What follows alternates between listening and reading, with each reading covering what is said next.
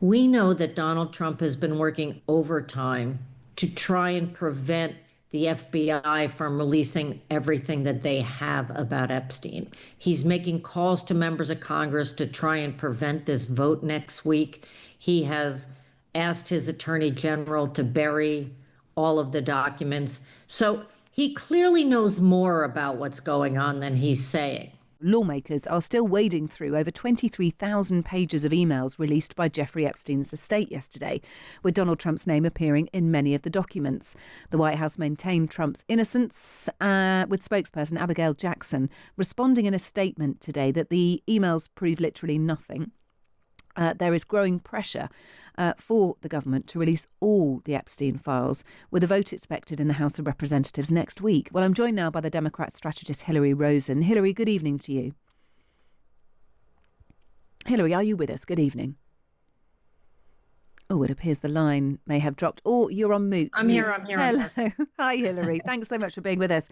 Look, the White House is right on this point. 20,000 documents released, but nothing so far concrete that suggests that Donald Trump was involved with Epstein's criminal activities. Yeah, it's quite interesting because Epstein was clearly obsessed with Donald Trump, like that you can get from his emails. He repeatedly talked about Donald Trump to multiple associates in his own emails. But, one advantage that Donald Trump has and has always had is that he doesn't email. So we have no idea really what kind of correspondence they had back and forth between them.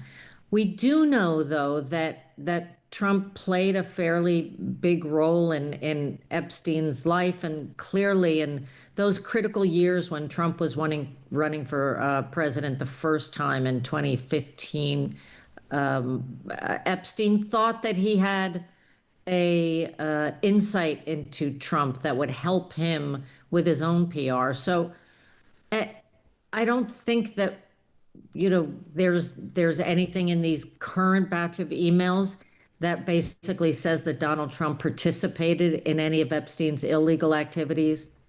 But the key thing that's interesting to me is we know that Donald Trump has been working overtime to try and prevent the FBI from releasing everything that they have about Epstein. He's making calls to members of Congress to try and prevent this vote next week. He has asked his attorney general to bury all of the documents. So he clearly knows more about what's going on than he's saying. I mean, we spoke to Alan Dershowitz earlier, the former lawyer of Epstein and Donald Trump, and he's absolutely sure that there is more on Donald Trump to come, and that, of course, could be released next week. It could be released after a vote next week. Why weren't the Democrats campaigning for the release of these files back in Joe Biden's administration? And if they were, why did none of it land? That's a great question. I think that it wasn't maybe as relevant for Democrats when before Donald Trump ran for president.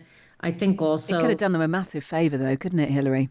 It could have, and they could have done more. But Joe Biden didn't mess with the FBI or the Justice Department the way that Donald Trump does, and so I think that there was just this sense that they were confidential files, and that it was inappropriate to ask for it. But since the Republicans have basically said there are no rules when it comes to what the Justice Department can do, that now they're jumping on the bandwagon. On the surface, the timing looks like the Democrats are using this as a political football. Can you see that line of reasoning?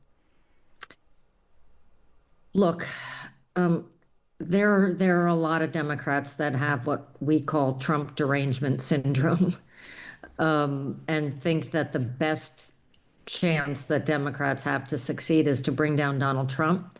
I'm not always one of those Democrats.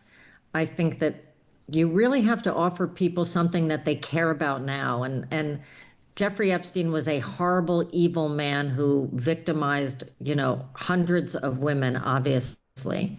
But it's not going to, obsessing about Jeffrey Epstein is not going to lower the cost of people's rents, lower the cost of their groceries, or anything that people are really seeking from their elected officials. And so I do have a sinking feeling that a lot of people in Washington care about this, but not a lot of people across the country do. Okay, look, next week, let's discuss what's happening. So there's a vote on the House floor next week. Yeah.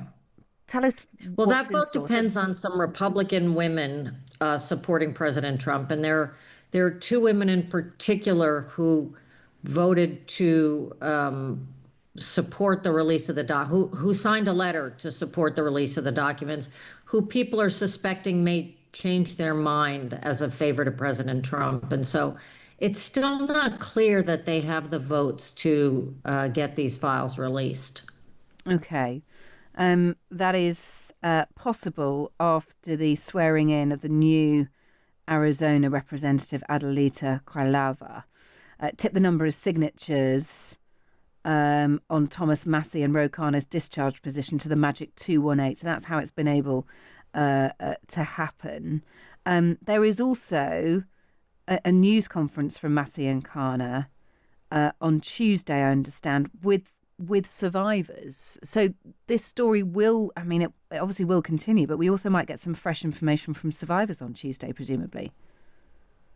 The survivors have been fairly reluctant to go out and name a lot of names. Now that the estate is releasing these files, now that people are, in essence, I think, being somewhat careless about Epstein's exploits with women, they may be more inclined to speak up on their own behalf. But there is still a very strong portion of the Republican Party who wants to protect Donald Trump, just as there are supporters of the so-called MAGA movement who really want to know all the facts about Epstein. And so those are the two factions that are going to be warring next week. In some respects, the Democrats are less relevant than whether the Republicans can hold the line. Hilary, let's talk about what would happen to Donald Trump if he is implicated in any of this, and it is a big if. But let's say next week that vote is passed and the full files are released. I have to say that Alan Dershowitz doesn't have full faith still, because two New York judges have got some of the evidence that they are holding, and I presume that's under New York law, or there's a specific reason why. But he's not confident, even if the full release happens as a result of the House vote, that actually that is everything. I mean, that's a bit of a by the by, but that's just to give you some context. But look, if Trump is implicated in any of this, what would happen next? Would it be guaranteed impeachment? How would the mechanism work?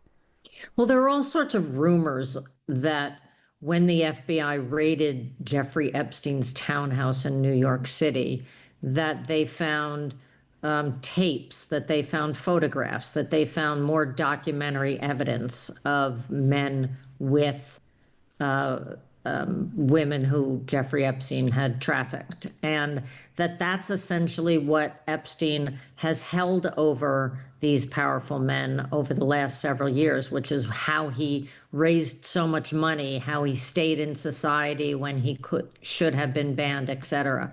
And so those are the documents and issues and files that people are hoping get released. The ones that are being held back are part of a civil litigation in New York, and so it's not clear what files are in what shape, who's got sort of any specific evidence. Look, I think it's okay to speculate about if Donald Trump is more specifically implicated. There are a few areas where, in his defense, he's got, support. For instance, Virginia Giuffre, who was one of the most prominent accusers of Jeffrey Epstein, wrote a book recently and said that Trump never participated in any illegal activities. And so I think I just worry that We Democrats are have to be going down a careful. fishing Yeah. Yeah. expedition. Look, thanks so much for being with us. Hilary Rosen, Democrat strategist, with some really interesting assessment there.